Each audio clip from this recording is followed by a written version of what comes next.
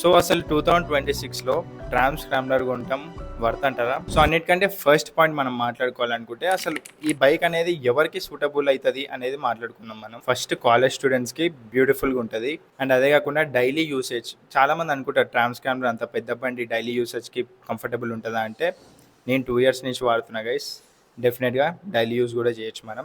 ఈ బైక్ అనేది సిటీలో కూడా జబర్దస్త్గా పర్ఫామ్ చేస్తుంది. అండ్ ట్రామ్ స్క్రామ్లర్ చూస్ చేసుకోవడంలో 2026లో బెస్ట్ ఎవరికంటే ఎవరైతే 125cc ఆర్ 150cc నుంచి అప్గ్రేడ్ అవుదాం అనుకుంటారు కదా, వాళ్ళైతే మంచిగా ఎంజాయ్ చేస్తారు బైక్. ఎందుకంటే సో డబల్ పర్ఫార్మెన్స్ అయితే వాళ్ళు ఫీల్ అవుతారు కాబట్టి చాలా బాగా ఎంజాయ్ చేస్తారు వాళ్ళు కూడా. అండ్ సెకండ్ పాయింట్ కనుక మనం మాట్లాడుకోవాలనుకుంటే road presence and design guys. So ఈ బైక్ 2 years నుంచి నేనైతే చూస్తున్నా కదా, ఒక ట్రాఫిక్ సిగ్నల్ దగ్గర ఆగినామంటే ప్రతి ఒక్కళ్ళు మన బైక్ని చెక్అవుట్ చేస్తారనమాట. సో ఆ ప్రీమియం పెయింట్ ఫీల్ కానీ, ఆ ట్రామ్ బ్యాచింగ్ కానీ, మీకు ప్రతి ఒక్క డీటెయిలింగ్ బైక్లో ఎక్స్ట్రాడినరీగా ఉంటుంది. అండ్ నెక్స్ట్ పాయింట్ వచ్చేసరికి ఇంజన్ గురించి మాట్లాడుకుందాం. ఏంటంటే 350cc డౌన్గ్రేడ్ అయినా కానీ మనకి ఇంజన్లో స్మూత్నెస్ మాత్రం ఎక్కడ తగ్గేదే లేదన్నట్టు తయారు చేసినారు వాళ్ళు ఇంజన్ని. సో 400cc ఉన్నప్పుడు ఎట్లయితే మెయింటైన్ చేసినారో వాళ్ళు ఇప్పుడు 350ccలో కూడా అట్లనే మెయింటైన్ అవుతుంది.